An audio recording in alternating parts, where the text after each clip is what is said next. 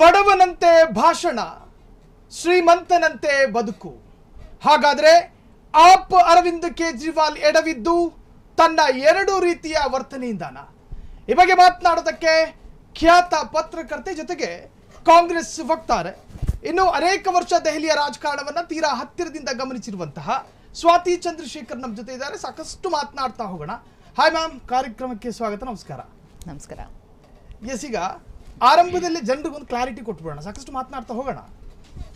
ಇಲ್ಲಿ ಆಪು ಎಡವಿದ್ದು ಸ್ವಯಂಕೃತ ಅಪರಾಧದಿಂದನ ಅಥವಾ ನೀವೀಗೇನಾದ್ರೂ ಇಂಡಿಕೂಟದಿಂದ ಹೊರ ಹೋಗಿರುವಂತಹ ಕಾರಣದಿಂದಲೇ ಅವರು ಸೋತ್ರು ಅಂತ ವಾದ ಮಾಡ್ತೀರಾ? ಎರಡು ಮೂರು ವಿಚಾರಗಳನ್ನ ಈ ಚುನಾವಣೆ ದೃಷ್ಟಿಕೋನದಲ್ಲಿ ನೋಡ್ಬೇಕಾಗತ್ತೆ. ಈ ಬಾರಿಯ ಚುನಾವಣೆ ನಡೆದಿದ್ದಂಥದ್ದು ಅರವಿಂದ್ ಕೇಜ್ರಿವಾಲ್ ಬೇಕಾ ದೆಹಲಿಗೆ, ಅರವಿಂದ್ ಕೇಜ್ರಿವಾಲ್ ಬೇಡವಾ? ಸೊ ಈ ಒಂದು ವಿಚಾರ ಬಹಳ ಸ್ಪಷ್ಟವಾಗಿತ್ತು ದೆಹಲಿಯ ಜನತೆಯಲ್ಲಿ. ಆ್ಯಂಡ್ ಬಹಳ ಸಂಕ್ಷಿಪ್ತವಾಗಿ ಹೇಳೋದಾದ್ರೆ, ಇಂಡಿಯಾ ಮೈತ್ರಿಕೂಟದಿಂದ ಹೊರ ನಡೆದು ತಮಗೆ ಬರಬಹುದಾಗಿದ್ದಂತಹ ಇತರೆ ಸಮುದಾಯದ ಮತಗಳನ್ನ ಕ್ರೋಢೀಕರಿಸುವಲ್ಲಿ ಅರವಿಂದ್ ಕೇಜ್ರಿವಾಲ್ ಸೋತ್ರು. ಸೊ ಅದು ಎರಡನೇ ಸ್ವಯಂಕೃತ ಅಪರಾಧ. ಇನ್ನು ಮೂರನೇ ವಿಚಾರ ನೋಡೋದಾದ್ರೆ, ಅವ್ರು ಜೈಲ್ಗೆ ಹೋಗಿದ್ದಾಗಿರಬಹುದು, ಪಕ್ಷದಲ್ಲಿ ಸ್ಟ್ರೆಂತ್ ಇಲ್ಲದೆ ಇದ್ದಿದ್ದಾಗಿರಬಹುದು.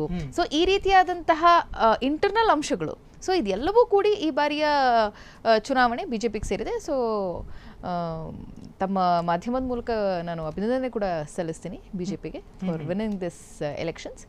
ಬಟ್ ಈ ಗೆಲುವು ಇಲ್ಲಿಗೆ ಮಾತ್ರ ಇದೆ. ಬಿಜೆಪಿ ಗೆದ್ದ ತಕ್ಷಣ ಉತ್ತಮ ಆಡಳಿತ ಕೊಡುತ್ತೆ ಅಂತ ಹೇಳೋದಕ್ಕೆ ಸಾಧ್ಯ ಇಲ್ಲ. ಯಾಕೆಂದ್ರೆ ಯಾರು ಮುಖ್ಯಮಂತ್ರಿ ಅಂತಾನೆ ಇನ್ನೂ ಅಲ್ಲಿ ಡಿಸೈಡ್ ಆಗಿಲ್ಲ, ಅಥವಾ ಯಾರು ಲೀಡರ್ ಅಂತಾನೆ ಇನ್ನೂ ಗೊತ್ತಿಲ್ಲ. ಎಸಿನೋ ಸ್ವಾತಿ ಅವರು ದೆಹಲಿಯ ರಾಜಕಾರಣವನ್ನು ಪತ್ರಕರ್ತೆಯಾಗಿ ತೀರಾ ಹತ್ತಿರದಿಂದ ನೋಡಿದ್ದಾರೆ. ಹಾಗಾಗಿ 2015ರಲ್ಲಿ ಒಂದು ವಿಸ್ಮಯ ಸೃಷ್ಟಿ ಮಾಡಿದ್ರು ಅನ್ನೋ ಲೆವೆಲ್ಗೆ ಅವರು ಚರ್ಚೆಯಲ್ಲಿದ್ರು ಅರವಿಂದ್ ಕೇಜ್ರಿವಾಲ್.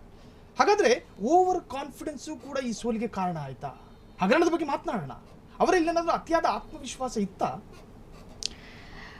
ಆಕ್ಚುಲಿ 2013ರಲ್ಲಿ ದ ಬಿಗಿನಿಂಗ್ ಆಫ್ 2013 ಮಾರ್ಚ್ ಆಸ್ಪಾಸಿನಲ್ಲಿ ನರೇಂದ್ರ ಮೋದಿ ಪ್ರಧಾನಮಂತ್ರಿ ಅಭ್ಯರ್ಥಿ ಅಂತ ಬಿಜೆಪಿಯಿಂದ ಘೋಷಣೆ ಮಾಡಿದಂಥದ್ದು. ಆದರೆ ಆ ಸಂದರ್ಭದಲ್ಲಿ ನರೇಂದ್ರ ಮೋದಿಯಷ್ಟೇ ಇಕ್ವಿವಲೆಂಟ್ ಆಗಿ ಮುಂಚೂಣಿಯಲ್ಲಿ ಒಂದು ಹೆಸರನ್ನ ಪ್ರಖ್ಯಾತಿಯನ್ನ ಪಡೆದಿದ್ದಂಥದ್ದು ಅಣ್ಣಾ ಹಜಾರೆ, ಅರವಿಂದ್ ಕೇಜ್ರಿವಾಲ್, ಕಿರಣ್ ಬೇಡಿ, ಆ ಲೋಕ್ಪಾಲ್ ಮೂವ್ಮೆಂಟ್ನಲ್ಲಿ ಬಂದಂತಹ ಈ ನಾಯಕರು. ಸೊ ನೀವು 2014ರ ವಾರಣಾಸಿ ಚುನಾವಣೆಯನ್ನು ಬಹುಶಃ ಹತ್ತಿರದಿಂದ ಗಮನಿಸಿರ್ತೀರಿ. ಅರವಿಂದ್ ಕೇಜ್ರಿವಾಲ್ ನರೇಂದ್ರ ಮೋದಿ ವಿರುದ್ಧ ಕಂಟೆಸ್ಟ್ ಮಾಡ್ತಾರೆ ಆ ಚುನಾವಣೆಯಲ್ಲಿ, ಅದೇ ಕ್ಷೇತ್ರದಲ್ಲಿ. ಅಂದ್ರೆ ನಾನು politically I take high risk, ಅಥವಾ ನಾನು ನನ್ನನ್ನು ನಾನು ಪೊಲಿಟಿಕಲಿ ಪ್ರೊಜೆಕ್ಟ್ ಮಾಡ್ಕೋತಾ ಇದ್ದೀನಿ ಅನ್ನುವಂತಹ ಒಂದು ಮೆಸೇಜನ್ನು ದೇಶದಾದ್ಯಂತ ಸಾರೋದಕ್ಕೆ ಹೊರಡ್ತಾರೆ. ಆದರೆ ಅಫ್ಕೋರ್ಸ್ ಸಾಕಷ್ಟು ಪರ್ಮಿಟೇಷನ್ಸ್, ಕಾಂಬಿನೇಷನ್ಸ್ 2014ರಲ್ಲಿ ಬಿಜೆಪಿಗೆ ಬಹುಮತವನ್ನು ತಂದುಕೊಡ್ತು, ನರೇಂದ್ರ ಮೋದಿ ಅವರನ್ನು ಪ್ರಧಾನಮಂತ್ರಿಯಾಗಿ ದೇಶ ಕಾಣ್ತು. ಆದರೆ ಆ 2013ರಿಂದ 14 ಲೋಕಸಭೆ ಚುನಾವಣೆಯ ನಂತರದಲ್ಲಿ 15ರ ಬಿಗಿನಿಂಗಲ್ಲಿ, ಜನವರಿಯಲ್ಲಿ ಏನು ದೆಹಲಿಯಲ್ಲಿ ರಾಜ್ಯ ಚುನಾವಣೆ ಅಂದರೆ ದೆಹಲಿ ವಿಧಾನಸಭೆ ಚುನಾವಣೆ ನಡೀತು, ಆ travelling of that 6-7 months especially, ನಾನೊಬ್ಬ ಕಾಂಗ್ರೆಸ್ ವಕ್ತಾರೆಯಾಗಿ ಮತ್ತು ಪತ್ರಕರ್ತೆಯಾಗಿ ನಾನು ಇದನ್ನು ಬಹಳ ಸ್ಪಷ್ಟವಾಗಿ ಪ್ರತಿಪಾದಿಸ್ತೀನಿ. 15 ವರ್ಷಗಳ ಕಾಲ ಶೀಲಾ ದೀಕ್ಷಿತ್ ಕೊಟ್ಟಂತಹ ಒಂದು ಸುಭದ್ರವಾದಂತಹ ಸರ್ಕಾರ ದೆಹಲಿಗೆ. ಅವರು ಬಂದಾಗ ದೆಹಲಿ ಯಾವ ಪರಿಸ್ಥಿತಿಯಲ್ಲಿತ್ತು ಅಂತಂದರೆ, ನಿಮಗೆ ಎಲ್ಲಿ ನೋಡಿದ್ರು ಅಲ್ಲಿ ಬರೀ VIP ಮೂಮೆಂಟು, ನಿಮಗೆ ಎಲ್ಲಿ ನೋಡಿದ್ರು ಅಲ್ಲಿ ಬರೀ ಕೇಂದ್ರ ಸರ್ಕಾರದ ಹಾವಳಿ, ನಿಮಗೆ ಎಲ್ಲಿ ನೋಡಿದ್ರು ಅಲ್ಲಿ ಬರೀ ಪ್ರೋಟೋಕಾಲ್ಗಳು, ನಿಮಗೆ ಎಲ್ಲಿ ನೋಡಿದ್ರು ದೆಹಲಿ ಅಂತಂದ್ರೆ ಕ್ಯಾಬಿನೆಟ್ಟಿನ ಒಂದು ಭಾಗ ಅಷ್ಟೇ. ದೆಹಲಿ ಅಂತಂದ್ರೆ ಅದಕ್ಕೆ ಒಂದು ಅಸ್ತಿತ್ವ ಇದೆ, ದೆಹಲಿಯ ಜನತೆಗೆ ಒಂದು ಅಸ್ತಿತ್ವ ಇದೆ. ದೆಹಲಿ ಅಂದ್ರೆ ಕೇವಲ ಇಡೀ ವಿಶ್ವ ನೋಡುವಂತಹ ದೇಶದ ರಾಜಧಾನಿ ಅಷ್ಟೇ ಅಲ್ಲ, ದೆಹಲಿಯೂ ಕೂಡ ಒಂದು, ಅದನ್ನ ಹೊರತುಪಡಿಸಿ ಯೂನಿಯನ್ ಟೆರಿಟರಿ ಹೌದು, ಬಟ್ ಅದು ಕೂಡ ಒಂದು ಅಸ್ತಿತ್ವವನ್ನು ಹೊಂದಿರುವಂತಹ ಒಂದು ರಾಜ್ಯ, ಅಥವಾ ಅದಕ್ಕೂ ಅದರದೇ ಆದಂತಹ ಸಮಸ್ಯೆಗಳು ಇದೆ ಅನ್ನೋದನ್ನ ಆ ಹಿಂದೆ ಇದ್ದಂತಹ ಮುಖ್ಯಮಂತ್ರಿಗಳು ಖುರಾನ್ ಆಗಿರಬಹುದು, ಇನ್ನು ಇತರೆ ಬಿಜೆಪಿಯ ನಾಯಕರು ಮರೆತು ಬಿಟ್ಟಿದ್ರು. ಆ ಒಂದು ವಿಚಾರವನ್ನ ತೆಗೆದುಕೊಂಡು ಬಂದಿದ್ದಂಥದ್ದು ಕಾಂಗ್ರೆಸ್ ಮತ್ತು ಶೀಲಾ ದೀಕ್ಷಿತ್ ಅವತ್ತಿನ ದಿನ. ಸೊ ಅದನ್ನ ಅವರು ಸತತವಾಗಿ ನಡೆಸ್ಕೊಳ್ತಾ ಹೋದ್ರು. ಅಂಡ್ 2004ರ ನಂತರ ಸ್ವಾಭಾವಿಕವಾಗಿ UPA 1 ಮತ್ತು UPA 2 ಸರ್ಕಾರಗಳು ಬಂತು. ಏನೇ ಟಗ್ ಆಫ್ ವಾರ್ ಮತ್ತು ಘರ್ಷಣೆಗಳು ಕೇಂದ್ರ ಮತ್ತು ರಾಜ್ಯದ ಮಧ್ಯೆ ಇದ್ರೂ ಕೂಡ ಸ್ವಲ್ಪ ಅದು ಸುಲಲಿತವಾಗ್ತಾ ಹೋಯಿತು. ಬಟ್ 2015 ಚುನಾವಣೆ ಏನಿದೆ, ಅರವಿಂದ್ ಕೇಜ್ರಿವಾಲಿಗೂ ಕೂಡ ದೆಹಲಿಯನ್ನ ಹೊರತುಪಡಿಸಿದ್ರೆ ತನ್ನ ರಾಜಕೀಯ ಅಸ್ತಿತ್ವವನ್ನ ಬಿತ್ತೋದಿಕ್ಕೆ ಬೇರೆ ಎಲ್ಲೂ ಜಾಗ ಇರಲಿಲ್ಲ. ಆ್ಯಂಡ್ ಬಹಳಷ್ಟು ಜನ ಮಾತಾಡ್ಬೋದು ಕಾಂಗ್ರೆಸ್ಸಿನ ಸೋಲಿನಿಂದ ಅಥವಾ ಶೀಲಾ ದೀಕ್ಷಿತ್ ಆಡಳಿತದಿಂದ ದೆಹಲಿಯ ಚುನಾವಣೆ ಕಾಂಗ್ರೆಸ್ ಕಳ್ಕೊಳ್ತು ಅಂತ. ಖಂಡಿತವಾಗ್ಲೂ ಇಲ್ಲ. ಅರವಿಂದ್ ಕೇಜ್ರಿವಾಲ್ ತನ್ನ ಪ್ರಾಬಲ್ಯವನ್ನ ಎಲ್ಲಾದ್ರೂ ಒಂದು ಕಡೆ ಸ್ಥಾಪಿಸಲೇಬೇಕಿತ್ತು. ಅಂಡ್ ತಾನು ಸ್ಥಾಪಿಸುವಂತಹ ಪ್ರಾಬಲ್ಯ ಇದ್ದಂಥದ್ದು Delhi, because Delhi is a cosmopolitan city. ದೆಹಲಿಯಲ್ಲಿ ಇರುವಂತಹ ವೋಟರ್ಸ್ ಯಾರು ಕೂಡ ದೆಹಲಿಯವರಲ್ಲ. ದೆಹಲಿ ಅನ್ನುವಂಥದ್ದು ಯಾವತ್ತೂ ತನ್ನ ಸ್ವಂತ ಅಸ್ತಿತ್ವವನ್ನ ಹೊಂದೇ ಇಲ್ಲ. ಬೇರೆ ಬೇರೆ ಊರುಗಳಿಂದ ಬಂದಿರುವಂತಹ ವಲಸೆಗರೇ ದೆಹಲಿಯಲ್ಲಿ ಇರುವಂಥದ್ದು. ಅಂಡ್ ಈ ಒಂದು ಎಲ್ಲೋ ಒಂದು ಕಡೆ ಈ ಜುಗ್ಗಿ ಜೋಪಡಿಗಳಲ್ಲಿ ಇರುವಂತಹ ಜನರನ್ನ ಟಚ್ ಮಾಡುವಲ್ಲಿ ಅರವಿಂದ್ ಕೇಜ್ರಿವಾಲ್ ಯಶಸ್ವಿಯಾದರು. ಸೊ ಆ ಒಂದು ಕಾರಣ ದೆಹಲಿಗೆ ಅರವಿಂದ್ ಕೇಜ್ರಿವಾಲ್ ಗರಿ ಮುಟ್ಟಿದಂಥದ್ದು. ಆ್ಯಂಡ್ ಅರವಿಂದ್ ಕೇಜ್ರಿವಾಲ್ಗೆ ಬಹುಶಃ ಸ್ಪಷ್ಟ ಸ್ಟ್ರಾಟಜಿ ಇತ್ತು. ಬಿಕಾಸ್ ಅವತ್ತಿನ ದಿನಕ್ಕೆ ನೀವು ಹೋಗಿ ಪಂಜಾಬಲ್ಲಿ ನಿಮ್ಮ ಚುನಾವಣೆಯನ್ನು ಅಥವಾ ನಿಮ್ಮ ರಾಜಕೀಯ ಅಸ್ತಿತ್ವವನ್ನು ಶುರು ಮಾಡೋದಕ್ಕೆ ಸಾಧ್ಯ ಇಲ್ಲ. ನಿಮ್ಮ ಪಾರ್ಟಿಯನ್ನು ಗುಜರಾತಲ್ಲಿ ಹೋಗಿ ತಗೊಂಬರೋದಕ್ಕೆ ಸಾಧ್ಯ ಇಲ್ಲ. ಅಥವಾ ಅದೇ ವರ್ಷದಲ್ಲಿ ನಡಿಬಹುದಾಗಿದ್ದಂತಹ ಬಿಹಾರಲ್ಲಿ ಹೋಗಿ ತಮ್ಮ ಪಾರ್ಟಿಯನ್ನು ಸ್ಥಾಪನೆ ಮಾಡೋದಕ್ಕೆ ಸಾಧ್ಯ ಆಗ್ತಿರ್ಲಿಲ್ಲ. ಇಲ್ಲ 2014ರಲ್ಲಿ ಕೇಂದ್ರ ಚುನಾವಣೆ ನಡೆದ ನಂತರದಲ್ಲಿ ಮಹಾರಾಷ್ಟ್ರದಲ್ಲಿ ಚುನಾವಣೆ ಇತ್ತು, ಅಲ್ಲಿ ಹೋಗಿ ತಮ್ಮ ಪಾರ್ಟಿಯನ್ನ ಅಸ್ತಿತ್ವಕ್ಕೆ ತರೋದಕ್ಕೆ ಸಾಧ್ಯ ಆಗ್ತಿರ್ಲಿಲ್ಲ. So he was very clearly strategized. 70 ಸೀಟ್ಗಳಿರುವಂತಹ ದೆಹಲಿ ಅಂಡ್ ದೆಹಲಿಯ ಎಲ್ಲ ಪ್ರಾಂತ್ಯಗಳಲ್ಲೂ ಬಹಳ ಸುಲಭವಾಗಿ ಮನೆ ಮಾತಾಗಿದ್ದಂಥದ್ದು ಅರವಿಂದ್ ಕೇಜ್ರಿವಾಲ್. ಅಂಡ್ ಆ ಒಂದು ಗ್ಯಾಪ್ ಏನಿತ್ತು ಅಪರ್ ಮಿಡಲ್ ಕ್ಲಾಸ್ ಮತ್ತು ಮಿಡಲ್ ಕ್ಲಾಸ್, ಅದರ ಮಧ್ಯೆ ತೀರಾ ಕೆಳಮಟ್ಟದಲ್ಲಿರುವಂತಹ ಜುಗ್ಗಿ ಜೋಪಡಿ. ಸೊ ಇದನ್ನ ಟಾರ್ಗೆಟ್ ಮಾಡಿ ಕೇಜ್ರಿವಾಲ್ ಕೇಮ್ ಇಂಟು ಪವರ್. ಒಂದು ಆರಂಭದ ಗೆಲುವಿಗೆ ಅಣ್ಣಾ ಹಜಾರೆಯ ಜೊತೆಗಿನ ಆ ಕ್ರಾಂತಿ ಇತ್ತಲ್ಲ, ಭ್ರಷ್ಟಾಚಾರದ ವಿರುದ್ಧದ ಕ್ರಾಂತಿ, ಅದು ಕೂಡ ಸಪೋರ್ಟ್ ಮಾಡ್ತು. ಜೊತೆಗೆ ಈ 70 ಕ್ಷೇತ್ರದ ಜನರನ್ನ ಈಸಿಯಾಗಿ ಅರವಿಂದ್ ಕೇಜ್ರಿವಾಲ್ ಮುಟ್ಟೋದಕ್ಕೆ ಶುರು ಮಾಡಿದ್ರು. ಅವರ ಆ ಒಂದು ಏನು ಸಾಧಾರಣವಾದಂತಹ ಭಾಷಣ, ಅವರ ಸಾಮಾನ್ಯ ನಂತಿನ ಅವರ ಜೀವನದ ಶೈಲಿ, ಇವೆಲ್ಲವೂ ಕೂಡ ಆ ಟೈಮಲ್ಲಿ ಟ್ರೆಂಡ್ ಆಯ್ತು. ಆದ್ರೆ ಜೊತೆಗೆ ಅರವಿಂದ್ ಕೇಜ್ರಿವಾಲ್ ಗೆಲುವಿಗೂ ಮುನ್ನ ಅಲ್ಲಿದ್ದಂತಹ ಕಾಂಗ್ರೆಸ್ನ ಆಡಳಿತದ ಸೌಂದರ್ಯವನ್ನು ಅಷ್ಟು ಚೆನ್ನಾಗಿ ವೈಭವೀಕರಿಸಿದ್ರಿ. ಆದ್ರೆ ನಿಮ್ಮ ಕಾಂಗ್ರೆಸ್ ಅಲ್ಲಿ ಒಂದು ಖಾತೆಯನ್ನು ತೆರೆಯೋದಕ್ಕೆ ಈಗ ಸರ್ಕಸ್ ಮಾಡ್ತಾ ಇದ್ದಾರೆ. ಸಾಹಿಲ್, ಒಂದು ವಿಚಾರ ನಾನು ಬಹಳ ಸ್ಪಷ್ಟಪಡಿಸ್ತೀನಿ. ಚುನಾವಣೆಗಳಲ್ಲಿ ಏನಾಗುತ್ತೆ ಅಂತಂದ್ರೆ, ನೀವು ವೋಟನ್ನ ಎಷ್ಟು ತಗೋತಾ ಇದ್ದೀರಿ ಅನ್ನುವಂಥದ್ದು, ವೋಟ್ ಪರ್ಸೆಂಟೇಜ್ ಒಂದು, ಅದು ಸೀಟ್ಗಳಾಗಿ ಎಷ್ಟು ಕನ್ವರ್ಟ್ ಆಗ್ತಾ ಇದೆ ಅನ್ನುವಂಥದ್ದು. ಬಿಜೆಪಿಯ ಮತಗಳು ಒಂದು ಕಡೆ, ಅಂದರೆ ಟ್ರೆಡಿಷನಲ್ ಆಗಿ ಇರುವಂತಹ ಬಿಜೆಪಿಯ ಮತಗಳು ದೆಹಲಿಯಲ್ಲಿದೆಯಾ? ಖಂಡಿತವಾಗ್ಲೂ ಇಲ್ಲ. ಅದನ್ನ ಬ್ರೇಕ್ ಮಾಡುವಲ್ಲಿ ಮೊದಲನೇ ಅಂದರೆ 2000ರಲ್ಲಿ ನಡೆದಂತಹ 2000 ಇಸವಿಯಲ್ಲಿ ನಡೆದಂತಹ ಚುನಾವಣೆಯಲ್ಲಿ ಆ ಒಂದು ಕ್ಲಿಯರ್ ಡಿಸ್ಟಿಂಕ್ಟ್ ಅನ್ನ ನಾವು ನೋಡಬಹುದು. ಒಂದು ಕಡೆ ಕೇವಲ ಬಿಜೆಪಿ ಮತದಾರರು, ಮತ್ತೊಂದು ಕಡೆ ಕಾಂಗ್ರೆಸ್ ಮತದಾರರು, ಟ್ರೆಡಿಷನಲ್ ವೋಟರ್ಸ್ ಅಂತ ಹೇಳ್ಬೋದು. ಆದರೆ 2005ರಲ್ಲಿ ನಡೆದಂತಹ ಚುನಾವಣೆ, 2010ರಲ್ಲಿ ನಡೆದಂತಹ ಚುನಾವಣೆಯನ್ನ ನೀವು ನೋಡಿದ್ರೆ majority of BJP voters already ಕಾಂಗ್ರೆಸ್ಸಿಗೆ ಶಿಫ್ಟ್ ಆಗಿದ್ದಂಥದ್ದು. ಇವತ್ತಿನ ದಿನ ನಾವು ಆ್ಯಕ್ಚುಲಿ ಮಾತಾಡ್ತೀವಿ, ದೆಹಲಿಯಲ್ಲಿ ಸಿಖ್ಖರು ಒಂದು ಸಂಖ್ಯೆ ಏನಿದೆ, ಆ್ಯಂಡ್ ಕಾಂಗ್ರೆಸ್ಸಿಗೂ ಮತ್ತು ಸಿಖ್ಖರಿಗೂ ಎಲ್ಲೋ ಒಂದು ಕಡೆ ಪಾರಂಪರಿಕ ಸಂಬಂಧ ಇದೆ, ಪ್ಲಸ್ ಜಗಳವೂ ಇದೆ ಅನ್ನುವಂತಹ ಇಂದಿರಾ ಗಾಂಧಿಯವರ ನಿಧನದ ನಂತರ ಅಂತ ಏನೇ ಇದ್ರೂ ಕೂಡ, ಆದರೆ ಅದು ಸುಳ್ಳು ಅನ್ನೋದನ್ನ ದೆಹಲಿಯಲ್ಲಿ ನಾವು ನೋಡೋದಕ್ಕೆ ಸಾಧ್ಯ. ಈ ಎಲೈಟ್ ಕ್ಲಾಸ್ ಸಿಖ್ ಅಂತ ನಾವೇನ್ ಕರಿತೀವಿ, ಸಾಮಾನ್ಯರು ದೆಹಲಿಯಲ್ಲಿರುವಂತಹ ಸಿಖ್ರು ಹೇಗೆ ಅಂತಂದ್ರೆ ರಿಯಲ್ ಎಸ್ಟೇಟ್ ಅಲ್ಲಿ ಇರುವಂತವರು, ಅಥವಾ ಈ ದೊಡ್ಡ ದೊಡ್ಡ ಕಾರ್ ಡೀಲರ್ ಶೋರೂಮ್ಗಳಲ್ಲಿ ಇರುವಂತವರು, ಮತ್ತೆ ಸಾಕಷ್ಟು ಉದ್ಯಮಗಳಲ್ಲಿ ತೊಡಗಿಸ್ಕೊಂಡಿರುವಂತವರು. ಸೊ ಅವರ ಎಲ್ಲಾ ಮತಗಳನ್ನು ಕೂಡ ಕಾಂಗ್ರೆಸ್ ಪಡ್ಕೊಳ್ತಾ ಇತ್ತು. 20ಕ್ಕೂ ಹೆಚ್ಚು ಸಿಖ್ ಮತ್ತು ಮೈನಾರಿಟಿ ಪ್ರಾಬಲ್ಯದ ಕ್ಷೇತ್ರಗಳಲ್ಲಿ ಬಿಜೆಪಿಗೆ ಬೆಂಬಲ ವ್ಯಕ್ತವಾಗಿರೋದು ತೆರೆದಿಟ್ಟ ಪುಸ್ತಕದಂತೆ ಭಾಸವಾಗ್ತಾ ಇದೆ. ದೇರ್ ವಾಸ್ ನೋ ಆಪ್ಷನ್, ನನಗೆ ಗೊತ್ತಿದ್ದ ಹಾಗೆ. ಯಾಕೆ ಅಂತಂದ್ರೆ ಈ ಬಾರಿಯ ಚುನಾವಣೆಯಲ್ಲಿ ದೆಹಲಿಯ ವೋಟರ್ಸ್ ಮನಸ್ಥಿತಿಯನ್ನ ನಾನು ಬಹಳ ಸ್ಪಷ್ಟವಾಗಿ, ನಾನೊಬ್ಬ ವಕ್ತಾರೆಯಾಗಿ ಅಲ್ಲ, ನಾನು ಒಂದು ಕಾಮನ್ ಸಿವಿಲಿಯನ್ ಆಗಿ ನಾನು ನೋಡೋದಾದ್ರೆ, ನೀವು ಭ್ರಷ್ಟಾಚಾರ ಮುಕ್ತ ಭಾರತವನ್ನ ನಾನು ಕೊಡ್ತೀನಿ, ಭ್ರಷ್ಟಾಚಾರದ ವಿರುದ್ಧ ನಾನು ಹೋರಾಟವನ್ನ ಮಾಡ್ತಾ ಇದ್ದೀನಿ ಅಂತ ಹೇಳ್ಕೊಂಡು ಒಂದು ಪರ್ಸೆಪ್ಷನ್ ಅನ್ನ ಬಿಲ್ಡ್ ಮಾಡ್ಕೊಂಡು ಬಂದಂತಹ ಅರವಿಂದ್ ಕೇಜ್ರಿವಾಲ್ ಅದೇ ಒಂದು ಭ್ರಷ್ಟಾಚಾರದ, ಅದು ಸತ್ಯವೋ ಸುಳ್ಳೋ ಇನ್ನೊಂದೋ ಮತ್ತೊಂದೋ, that is all secondary. Congress ಏನು ಒಂದು ವರ್ಷದ ಹಿಂದೆ ಅಲ್ಲಿನ ಕಾಂಗ್ರೆಸ್ ನಾಯಕರು, ಇನ್ಕ್ಲೂಡಿಂಗ್ ಸಂದೀಪ್ ದೀಕ್ಷಿತ್, ಶೀಲಾ ದೀಕ್ಷಿತ್ ಅವರ ಪುತ್ರ ಆದಿಯಾಗಿ ಅರವಿಂದ್ ಕೇಜ್ರಿವಾಲ್ ವಿರುದ್ಧ ಒಂದು ಕಂಪ್ಲೇಂಟ್ ಅನ್ನು ನಾವು ಫೈಲ್ ಮಾಡ್ತೀವಿ. ಲಿಕ್ಕರ್ ಸ್ಕ್ಯಾಮ್ ಅಲ್ಲಿ ಸಿಕ್ಕಾಪಟ್ಟೆ ಹಗರಣಗಳು ನಡೀತಾ ಇದೆ ಅಂತ ಕಂಡು ಬರ್ತಾ ಇದೆ. ಇದನ್ನ ಒಂದು ಕೋರ್ಟ್ ಕೂಡ ಇದನ್ನ ತಗೋಬೇಕು ಅಂಡ್ ಒಂದು ಸುಮೋಟೋ ಕೇಸ್ ಅನ್ನ ರಿಜಿಸ್ಟರ್ ಮಾಡ್ಕೋಬೇಕು, ಇನ್ಕ್ಲೂಡಿಂಗ್ ಕೇಂದ್ರ ಸರ್ಕಾರ ಮತ್ತು ಬಿಕಾಸ್ ಹೋಮ್ ಡಿಪಾರ್ಟ್ಮೆಂಟ್ ಅಲ್ಲಿ ದೆಹಲಿಗೆ ಬರೋದಿಲ್ಲ ಅನ್ನೋ ಕಾರಣಕ್ಕೆ. ಸೊ ಭ್ರಷ್ಟಾಚಾರ ವಿರೋಧಿ ನಾನು ಅಂತ ಹೇಳ್ಕೊಂಡು ಬಂದಂತಹ ಕೇಜ್ರಿವಾಲ್ ಅಲ್ಲೊಂದು ಸಮಸ್ಯೆ ಇದೆ. It is prone to investigation, ಏನಾಗುತ್ತೆ ಮುಂದೆ ಅನ್ನೋದನ್ನ ನೋಡೋಣ. ಬಟ್ ಆ ಒಂದು ವಿಚಾರವನ್ನ ಇಟ್ಕೊಂಡು ಬಂದಂತಹ ಕೇಜ್ರಿವಾಲ್ ಏನ್ ಗೊತ್ತಾ, ಯಾವತ್ತು ನಿಮ್ಮ ಆಕ್ಸೆಸ್ ಇರುತ್ತೆ ಪ್ರತಿಯೊಬ್ಬ ಮನುಷ್ಯನಿಗೂ ಕೂಡ, ನಿನ್ನದೊಂದು ಅಲೈನ್ಮೆಂಟ್ ಅನ್ನೋದಿರುತ್ತೆ, ನಿನ್ನದೊಂದು ಆಕ್ಸೆಸ್ ಅನ್ನೋದಿರುತ್ತೆ. ಆ ಆಕ್ಸೆಸ್ ಅನ್ನ ಬಿಟ್ಟು ಯಾವಾಗ ಆಚೆ ನಾವು ಆಟ ಆಡೋದಿಕ್ ಶುರು ಮಾಡ್ತೀವಿ ಅವಾಗ ಜನ ನಿಮ್ಮನ್ನ ಪ್ರಶ್ನೆ ಮಾಡೋದಿಕ್ ಬರ್ತಾರೆ. ಸೊ ಇವತ್ತಿನ ದಿನ ನಾನು ಕಾಂಗ್ರೆಸ್ ಮುಕ್ತ ಬಿಜೆಪಿ ದೇಶ ಮಾಡ್ತೀನಿ, ಕಾಂಗ್ರೆಸ್ ಮುಕ್ತ ದೇಶ ಮಾಡ್ತೀನಿ ಅಂತ ಹೊರಟಂತಹ ಬಿಜೆಪಿಗೆ ಕಾಂಗ್ರೆಸ್ಸಿನ ನಾಯಕರೇ ಬೇಕಾಗತ್ತೆ ಎಷ್ಟೋ ಕಡೆ ಸರ್ಕಾರವನ್ನ ನಡೆಸಕ್ಕೆ, ಅದ್ ಆಪರೇಷನ್ ಕಮಲ ಮಾಡೋದಕ್ಕೆ. ಸೊ ಆಪರೇಷನ್ ಕಮಲ ಮಾಡಿ ಯಾವಾಗ ತಗೊಂಬರ್ತಾರೋ ಅದಾದ ನಂತರದಲ್ಲಿ ಎಲ್ಲ ಕಡೆ ನಿಮಗೆ ನೀವು ಅಲ್ಲಿ ಚುನಾವಣೆಗಳನ್ನ ಸೋಲ್ತಾ ಬಂದಿದ್ದೀರಿ. For example Karnataka also. ಇದರ ಅರ್ಥ ಏನು ಅಂತಂದ್ರೆ ನಿಮ್ಮದೊಂದು ಅಸ್ತಿತ್ವ ಅನ್ನೋದಿರುತ್ತೆ.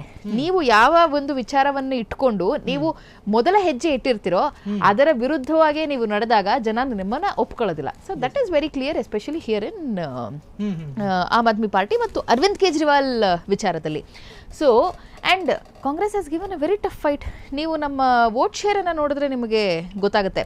ಖಾತೆ ತೆರೆದೇ ಇರಬಹುದು, but at the end of the day ಎಷ್ಟೋ ಪ್ರಾಬಲ್ಯಗಳು, OBC ಪ್ರಾಬಲ್ಯ ಇರುವಂತಹ ಕ್ಷೇತ್ರಗಳಾಗಿರಬಹುದು, ದಲಿತ ಪ್ರಾಬಲ್ಯ ಇರುವಂತಹ ಕ್ಷೇತ್ರಗಳಾಗಿರಬಹುದು, ಅಲ್ಲಿ ಜನ ಈ ಕಡೆ ಆಮ್ ಆದ್ಮಿ ಪಾರ್ಟಿಗೆ ಮತ ನೀಡೋದಕ್ಕೆ ಇಷ್ಟ ಇಲ್ಲದೆ ಬಿಜೆಪಿಗೆ ವೋಟ್ ಹಾಕೋದಕ್ಕೆ ಸಾಧ್ಯ ಆಗದೆ ಕಾಂಗ್ರೆಸ್ ಅನ್ನ ಮೊರೆ ಹೋಗಿದ್ದಾರೆ.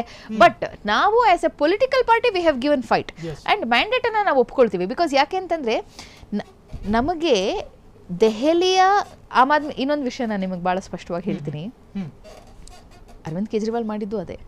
ಕೇಜ್ರಿವಾಲ್ ಅನ್ನುವಂತಹ ಒಂದು ಮುಖ ಅಷ್ಟೇ. ಆದ್ರೆ ಅಲ್ಲಿ ಇದ್ದಂತಹ ಆಮ್ ಆದ್ಮಿ ಪಕ್ಷದಲ್ಲಿ ಇದ್ದಂತಹ 40% ನಾಯಕರು ಕಾಂಗ್ರೆಸ್ ಇಂದ ವಲಸೆ ಹೋದವ್ರೆ 2015 ಆ ಸಮಯದಲ್ಲಿ ಸಂದರ್ಭದಲ್ಲಿ. ಸೊ ನಿಮಗೆ ಇಡೀ ಸಂಘಟನೆಯನ್ನ ಒಂದಿಷ್ಟು ನಾಯಕರು ತೆಗೆದುಕೊಂಡು ಹೋದ್ರು. ಸೊ ಅದನ್ನ ಎಸ್ಟಾಬ್ಲಿಷ್ ಮಾಡುವಲ್ಲಿ ಕಾಂಗ್ರೆಸ್ ಪ್ರಯತ್ನವನ್ನ ಪಡ್ತಾ ಇದೆ. ಬಟ್ ಒಂದಂತೂ ಸತ್ಯ, ಈ ಬಾರಿಯ ಚುನಾವಣೆ ಆದ ನಂತರದಲ್ಲಿ ಕಾಂಗ್ರೆಸ್ ತನ್ನ ಸಂಘಟನೆಯನ್ನ ಮಜಬೂತ್ ಮಾಡ್ಕೊಂಡು ಹೋಗುತ್ತೆ ಅಂಡ್ ಒಂದು ಟಫ್ ಫೈಟ್ ಕೊಡೋದಕ್ಕೆ ಕಾಂಗ್ರೆಸ್ ಸಿದ್ಧವಾಗಿದೆ. ಇನ್ನು ಮೇಡಮ್, ಈ ನಿಮ್ಮ ರಾಷ್ಟ್ರೀಯ ಕಾಂಗ್ರೆಸ್ನ ನಾಯಕರ ಕೆಲ ದೌರ್ಬಲ್ಯತೆಗಳನ್ನ ಹೇಳ್ತೀನಿ. ಒಂದು, ಕಾಂಗ್ರೆಸ್ಸಿಗೆ ಈ ಬಾರಿ ವರದಾನ ಆಗ್ತಾ ಇತ್ತು. ಒಂದು, ಅರವಿಂದ್ ಕೇಜ್ರಿವಾಲ್ ವಿರುದ್ಧ ಇದ್ದಂತ 2631 ಕೋಟಿ ಹಗರಣ, ಅದು ಈ ಅಬಕಾರಿ ಹೊಸ ನೀತಿಯಿಂದಾಗಿ ಅಷ್ಟು ಕೋಟಿ ಹಣ ಆ ಸರ್ಕಾರಕ್ಕೆ ನಷ್ಟ ಆಗಿತ್ತು. ಅದನ್ನ ಇವರು ಭ್ರಷ್ಟಾಚಾರ ಮಾಡಿದ್ದಾರೆ ಎನ್ನುವಂತ ಒಂದು ಆರೋಪ. ಜೊತೆಗೆ ಯಮುನಾ ನದಿಗೆ ವಿಷ ಬೆರೆಸಿದ್ದಾರೆ ಎನ್ನುವಂತಹ ಕಳಂಕ, ಅಂದ್ರೆ ಈ ಆರೋಪವನ್ನು ಅರವಿಂದ್ ಕೇಜ್ರಿವಾಲ್ ಮಾಡಿದ್ರು. ಇವೆಲ್ಲವನ್ನ ಇಟ್ಟುಕೊಂಡು ಕಾಂಗ್ರೆಸ್ ಅಲ್ಲಿ ಕಮಾಲ್ ಮಾಡಬಹುದಾಗಿತ್ತು. ಆದ್ರೆ ರಾಜಕೀಯವಾದಂತಹ ಸೂತ್ರಗಳನ್ನ ಹಿಡಿಯೋದಕ್ಕೆ ಕಾಂಗ್ರೆಸ್ನ ರಾಷ್ಟ್ರ ಮಟ್ಟದ ನಾಯಕರಿಗೆ ಅದು ಸಾಧ್ಯ ಆಗ್ತಾ ಇಲ್ಲ. ಈ ದೌರ್ಬಲ್ಯತೆ ನಿಮ್ಮ ರಾಷ್ಟ್ರ ನಾಯಕರಿಗಿದೆ ಎನ್ನುವಂತ ಸ್ಪಷ್ಟನ ಇದು. ಒಂದು ವಿಚಾರ ನಾನು ನಿಮಗೆ ಹೇಳ್ತೀನಿ.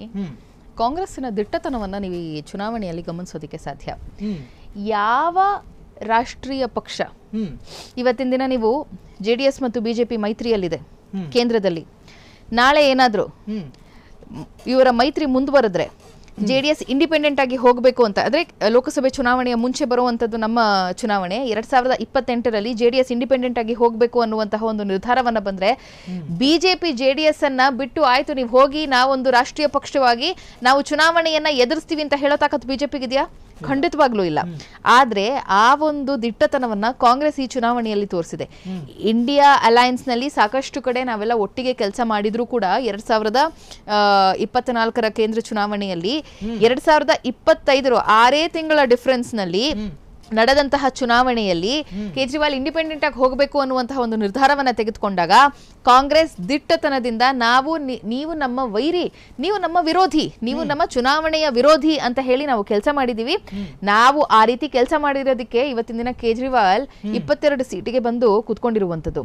ನೀವು ಗಮನಿಸ್ಕೊಳ್ಳಿ, ನೀವು ಹೇಳ್ತಾ ಇದ್ರಿ ಲಿಕ್ಕರ್ ಸ್ಕ್ಯಾಮು, ಬಿಜೆಪಿನ ಹೊರಗಡೆ ತಂದಿದ್ದು ಲಿಕ್ಕರ್ ಸ್ಕ್ಯಾಮ್ನ? ಖಂಡಿತವಾಗ್ಲೂ ಇಲ್ಲ, ಕಾಂಗ್ರೆಸ್ ಹೊರಗಡೆ ತೆಗೆದುಕೊಂಡು ಬಂದಿದ್ದು. ಸಂದೀಪ್ ದೀಕ್ಷಿತ್ ಮತ್ತು ಪವನ್ ಖೇರಾ ಹೋಗಿ ಫಸ್ಟ್ ಇದ್ರ ಬಗ್ಗೆ ಧ್ವನಿಯನ್ನ ಎತ್ತಿ ಕಂಪ್ಲೇಂಟ್ ಅನ್ನ ಲಾಂಚ್ ಮಾಡಿದ ದೆಹಲಿಯಲ್ಲಿ. ಇಲ್ಲೇನೋ ಗೋಟಾಲ ನಡೀತಾ ಇದೆ, ಇಲ್ಲೇನೋ ಸಮಸ್ಯೆ ಇದೆ ಅನ್ನುವಂಥದ್ದು. ಅಂಡ್ ಯಮುನಾ ನದಿ ವಿಚಾರವನ್ನ ಆಯ್ತು 11 ವರ್ಷ ಆಯ್ತು ನರೇಂದ್ರ ಮೋದಿ ಪ್ರಧಾನಮಂತ್ರಿಯಾಗಿ, 1 ವರ್ಷ ರಿಯಾಯಿತಿ ಬಿಟ್ಬಿಡೋಣ. 10 ವರ್ಷಗಳಲ್ಲಿ ಅವರು ಏನು ಮಾಡಿದ್ದಾರೆ ನನಗೆ ಹೇಳ್ಬಿಡಿ, ಎಸ್ಪೆಷಲಿ ಯಮುನಾ ನದಿ ವಿಚಾರವಾಗಿ. ವಾಟರ್ ಅನ್ನುವಂಥದ್ದು it's a dual subject. So ರಾಜ್ಯಕ್ಕೂ ಸೇರಿದಂಥದ್ದು, ಕೇಂದ್ರಕ್ಕೂ ಸೇರಿದಂಥದ್ದು, ದೆಹಲಿಯಲ್ಲೇ ಇರುವಂಥದ್ದು. ಬೇಕೋ ಬೇಡವೋ ನೀವು ಯಮುನಾ ನದಿ ನೀರೇ ಕುಡಿಬೇಕಲ್ಲ ಸ್ವಾಮಿ. ನಾನು 6 ವರ್ಷ ಅಲ್ಲಿದ್ದಾಗ ನಾನು ಯಮುನಾ ನದಿ ನೀರೇ ಕುಡಿಬೇಕು, ನೀವಿದ್ರು ನೀವು ಕುಡಿಬೇಕು, ನರೇಂದ್ರ ಮೋದಿನೂ ಅದೇ ನೀರು ಕುಡಿಬೇಕು, ಅಮಿತ್ ಶಾನೂ ಅದೇ ನೀರು ಕುಡಿಬೇಕು. ಪಕ್ಷಗಳ ವೈಮನಸ್ಸನ್ನ ಮರೆತು ನೀವ್ ಯಾಕೆ ಗ್ರೌಂಡ್ ರಿಯಾಲಿಟಿಯನ್ನ ಅರ್ಥ ಮಾಡ್ಕೊಂಡು ಕೇಜ್ರಿವಾಲನ್ನ ಲೆಫ್ಟಿನೆಂಟ್ ಗವರ್ನರ್ ಮೂಲಕ ನೀವು ಅಲ್ಲಿ ಕರೆಸಿ ಒಂದು ಮೀಟಿಂಗ್ ಮಾಡಿ ಯಾಕೆ ನೀವು ಯಮುನಾ ನದಿ ವಿಚಾರವನ್ನ ಇವತ್ತಿನ ತನಕ ಬಗೆಹರಿಸೋದಕ್ಕೆ ಸಾಧ್ಯ ಆಗ್ಲಿಲ್ಲ? ನೀವು ಬೇರೆ ಯಾವ್ದ್ರಲ್ಲಾದ್ರೂ ರಾಜಕೀಯ ಮಾಡಿ ಒಪ್ಕೊಳ್ತೀನಿ, ಆದ್ರೆ ಬೇಸಿಕ್ ನೀಡ್ಸ್ ಅನ್ನ, ನೀರು ಮತ್ತೆ ಭೂಮಿ, ಈ 3 ವಿಚಾರಗಳಲ್ಲಿ, ಭೂಮಿ ಅಂತಂದ್ರೆ ರೈತರ ಭೂಮಿ ಅನ್ನುವಂಥ ವಿಚಾರವನ್ನ ಮಾತಾಡ್ತಿರುವಂಥದ್ದು. ಸೊ ಈ 3 ವಿಚಾರಗಳಲ್ಲಿ ನೀವು ಸಾಮರಸ್ಯವನ್ನ ಮೆರೆಯೋದಿಕ್ಕೆ ಸಾಧ್ಯ ಆಗ್ಲಿಲ್ಲ ಅಂತಂದ್ರೆ ಇನ್ನ ನೀವು ನಮ್ಮನ್ನ ಪ್ರಶ್ನೆ ಮಾಡಿ ಅದರಲ್ಲಿ ಅರ್ಥನೇ ಇಲ್ಲ. ಸೊ ಸತತವಾಗಿ ಪ್ರಬಲವಾಗಿ ಒಂದು ಅಪೋಸಿಷನ್ ಆಗಿ, ಯಾಕೆಂತಂದ್ರೆ 2015 ಚುನಾವಣೆ ವಾಸ್ ಡಿಸಾಸ್ಟರ್ ಫಾರ್ ಕಾಂಗ್ರೆಸ್. ಯಾಕೆಂದ್ರೆ ಇಡೀ ಸಂಘಟನೆಯನ್ನ ಅರವಿಂದ್ ಕೇಜ್ರಿವಾಲ್ ನಮ್ಮ ಕಡೆಯಿಂದ ಕಿತ್ಕೊಂಡು ಹೋಗಿದ್ದಂಥದ್ದು, ಮತ್ತೊಂದು ಕಡೆ ಒಂದಷ್ಟು ಸಂಘಟನೆಯನ್ನ ಕಿರಣ್ ಬೇಡಿ ಅವರು ಬಿಜೆಪಿಯ ಮೂಲಕ ಅವ್ರ ಕಡೆ ತೆಗೆದುಕೊಂಡು ಹೋಗಿದ್ದಂಥದ್ದು. We were washed off. So ಅಲ್ಲಿ ಇಲ್ಲಿ ತನಕ ನಾವು ನಡ್ಕೊಂಡು ಬಂದಿರುವಂತ ದಾರಿಯನ್ನ ನೀವು ನೋಡ್ಬೇಕಾಗತ್ತೆ. ಅಂಡ್ ದಿಟ್ಟತನದಿಂದ ಸುಮಾರು 25 ಕ್ಷೇತ್ರಗಳಲ್ಲಿ ನಾವು ನಮ್ಮ ವೋಟ್ ಪರ್ಸೆಂಟೇಜ್ ಅನ್ನ 10% ಇನ್ಕ್ರೀಸ್ ಮಾಡ್ಕೊಂಡಿದೀವಿ, ನಮ್ಮ ವೋಟ್ ಶೇರ್ ಅನ್ನ 11% ಇನ್ಕ್ರೀಸ್ ಮಾಡ್ಕೊಂಡಿದೀವಿ, ಎಷ್ಟೋ ಕಡೆ 20% ನಮ್ಮ ವೋಟ್ ಶೇರ್ ಅನ್ನು ಇನ್ಕ್ರೀಸ್ ಮಾಡ್ಕೊಂಡಿದೀವಿ. ಸೊ ನಮಗೆ ನಮ್ಮ ಬದ್ಧ ವೈರಿ ಬಿಜೆಪಿ, ನಮ್ಮ ಐಡಿಯಾಲಜಿಕಲ್ ಶತ್ರು ಬಿಜೆಪಿ. ಸೊ ಹಾಗಾಗಿ ನಾವು ಬಿಟ್ಕೊಟ್ಬಿಡ್ಬೋದಿತ್ತಲ್ಲ ಈ ಚುನಾವಣೆಯನ್ನ. ನಾವ ಕೆಲಸ ಮಾಡಿಲ್ಲ. We have taken this election seriously. ನಾವು ಫೈಟ್ ಮಾಡಿರೋದಕ್ಕೆ ಇವತ್ತಿಂದ ನೀವು ಆ ಒಂದು ರಿಸಲ್ಟ್ ನೋಡೋದಕ್ಕೆ ಸಾಧ್ಯ. ಯಾರು ಗೆದ್ರು ಯಾರು ಸೋತ್ರು ಅನ್ನೋದಲ್ಲ ಇಲ್ಲಿ.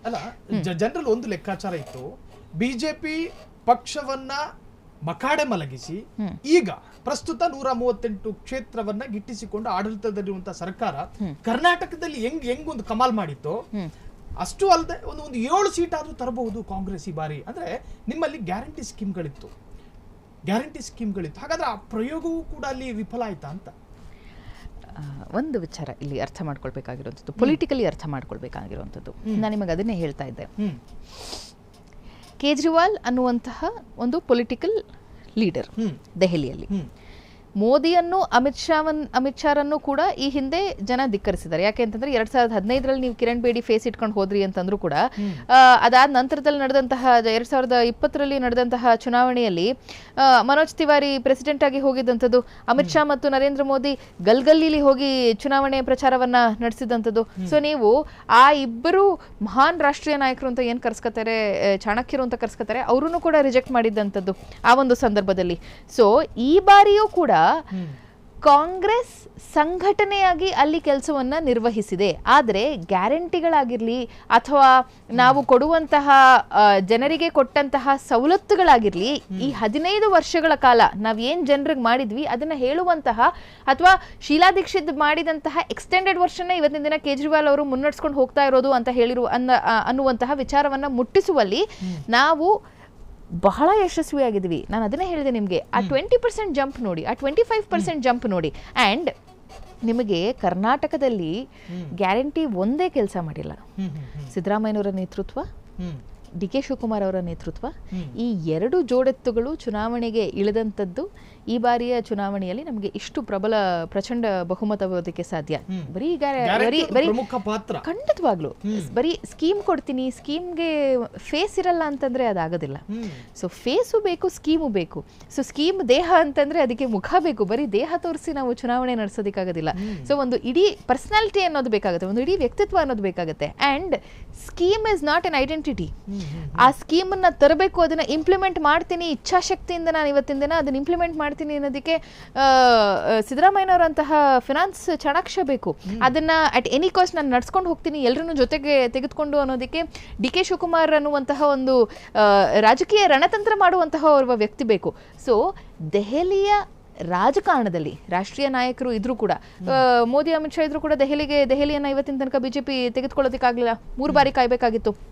ಸೊ 27 ವರ್ಷ ಕಾಯ್ಬೇಕಾಗಿತ್ತು. ಒಂದು ಶೀಲಾ ದೀಕ್ಷಿತ್ ಅವಧಿ, ಅಂದ್ರೆ ಇವರಿಬ್ರು ಬಂದ ಮೇಲೆ ನಾನು ಹೇಳ್ತಾ ಇರುವಂತದ್ದು, ಇವರಿಬ್ರು ಬಂದ ಮೇಲೆ 11 ವರ್ಷ ಕಾಯ್ಬೇಕಾಗಿತ್ತು ಚುನಾವಣೆ ಇಲ್ಲಿ ಗೆಲ್ಲೋದಿಕ್ಕೆ. ಸೊ ದೆಹಲಿಯ ಚುನಾವಣೆ ಯಾವತ್ತೂ ಕೂಡ ನೀವು ಕೇಂದ್ರದಲ್ಲಿ ಯಾವ ನಾಯಕರಿದ್ದೀರಿ ಅನ್ನೋ ಆಧಾರದ ಮೇಲೆ ದೆಹಲಿಯ ಚುನಾವಣೆ ನಡೆಯೋದಿಲ್ಲ.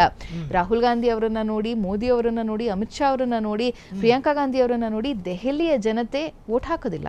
ದೆಹಲಿಯ ಜನತೆ ವೋಟ್ ಹಾಕುವಂಥದ್ದು ಅಲ್ಲಿ ಇರುವಂತಹ ನಾಯಕರ ಆಧಾರದ ಮೇಲೆ. But irrespective of what it is, ನಾನು ಇವತ್ತು ಬಹಳ ಸ್ಪಷ್ಟವಾಗಿ ಹೇಳ್ತಾ ಇದ್ದೀನಿ, ಕಾಂಗ್ರೆಸ್ಸಿನ ದಿಟ್ಟತನವನ್ನ ಮಾಧ್ಯಮದವರು ಖಂಡಿತವಾಗ್ಲೂ ಗುರುತಿಸಬೇಕು ಮತ್ತೆ ಶ್ಲಾಘಿಸಬೇಕು.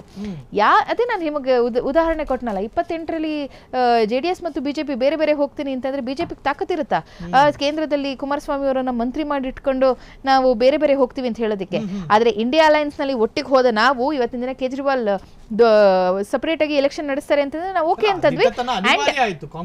ಅನಿವಾರ್ಯ ಅಲ್ಲ, ಬಂದ್ರು ಆಪ್ ಪರನೇ ಅಲ್ಲಿ ಚುನಾವಣೆ ಕ್ಯಾಂಪೇನ್ ಮಾಡುದು, ಮಮತಾ ಬಂದ್ರು ಆಪು ಪರನೇ ಅಲ್ಲಿ ಚುನಾವಣೆ ಕ್ಯಾಂಪೇನ್ ಮಾಡಿದ್ರು. ಇವರೆಲ್ಲರೂ ಕೂಡ ನಿಮ್ಮ ಮಾಜಿ ಒಕ್ಕೂಟದ ಸದಸ್ಯರು, ಅಂದ್ರೆ ಇಂಡಿ ಒಕ್ಕೂಟದಲ್ಲಿ ಮಾಜಿ ಒಕ್ಕೂಟ ಅಲ್ಲ, ಪ್ರಸ್ತುತ ಒಕ್ಕೂಟದ ಸದಸ್ಯರು. ಅಲ್ಲಲ್ಲ, ಪ್ರಸ್ತುತ ಒಕ್ಕೂಟದ ಮಾಜಿ ಸದಸ್ಯರು ಅಂತ ಹೇಳ್ಬೋದು. ಕಾರಣ ಅಲ್ಲಿ ಪ್ರಸ್ತುತ ಒಕ್ಕೂಟದ ಹಾಲಿ ಸದಸ್ಯರು.